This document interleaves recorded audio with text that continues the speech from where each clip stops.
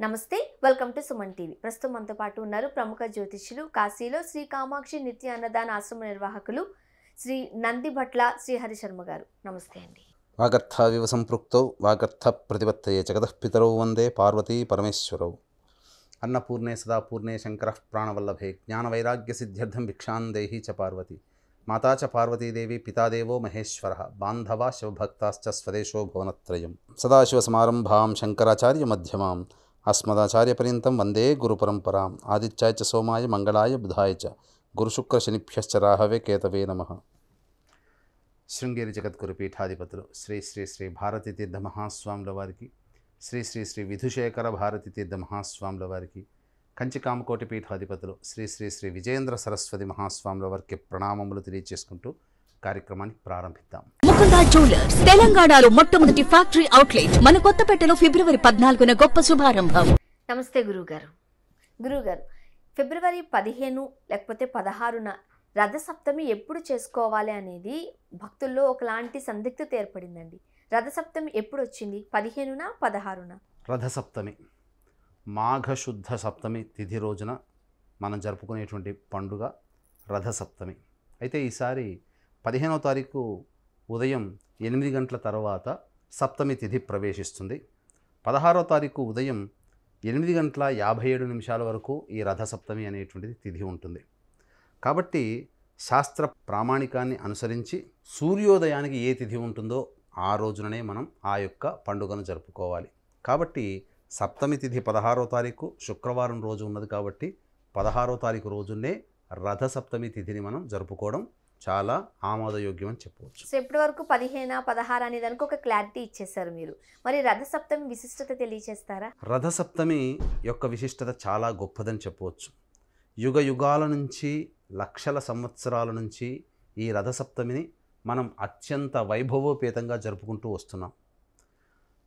ఉదాహరణకు మనం చెప్పుకోవాలనంటే ఈ ప్రపంచమంతా కూడాను విస్తరించినటువంటిది మన సనాతన ధర్మం. అందుకే మెసపటోమియా నాగరికత, ఈజిప్ట్ నాగరికత, వీటన్నిటిలో కూడా సూర్యారాధన తెలియచేసినటువంటి ఆనవాళ్ళు మనకు పురావస్తు శాఖ వారు ద్వారా మనకు తెలియజేయబడుతున్నాయి.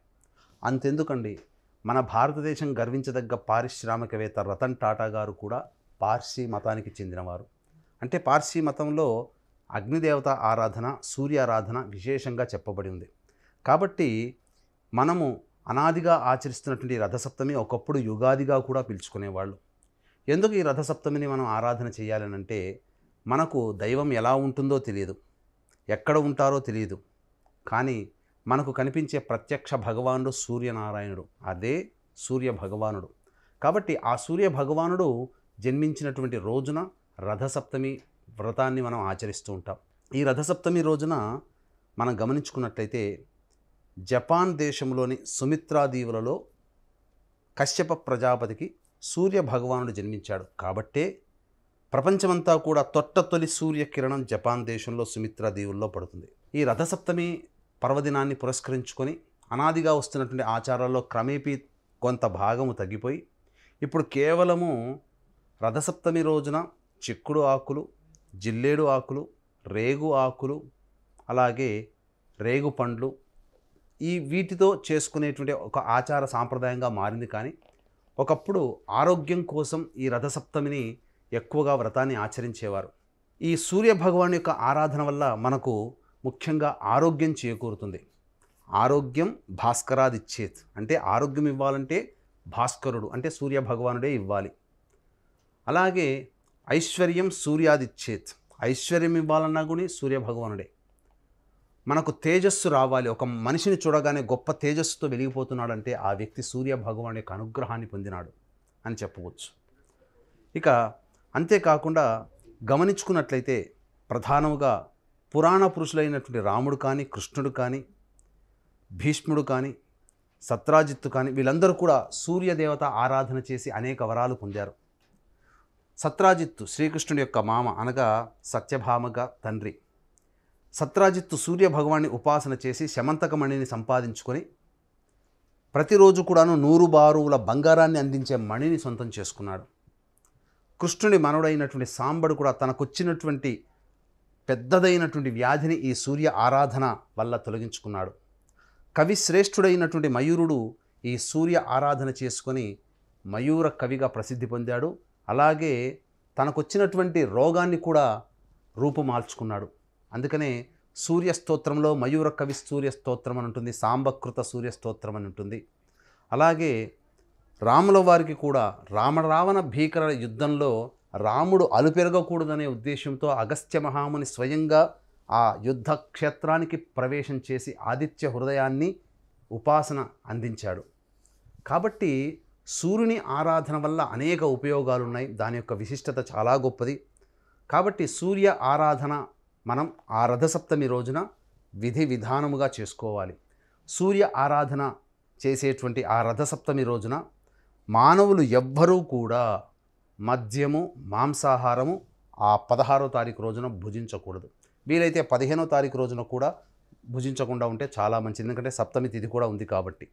ఇక ఆ రథసప్తమి రోజున దాంపత్యమును విడిచిపెట్టాలి, బ్రహ్మచారిగా ఉండాలి. ఇక నూనె రాసుకోవడము, గోళ్ళు కత్తిరించుకోవడము, హెయిర్ కటింగ్ చేసుకోవడం, గడ్డం చేసుకోవడం ఇలాంటివి చేయకూడదు.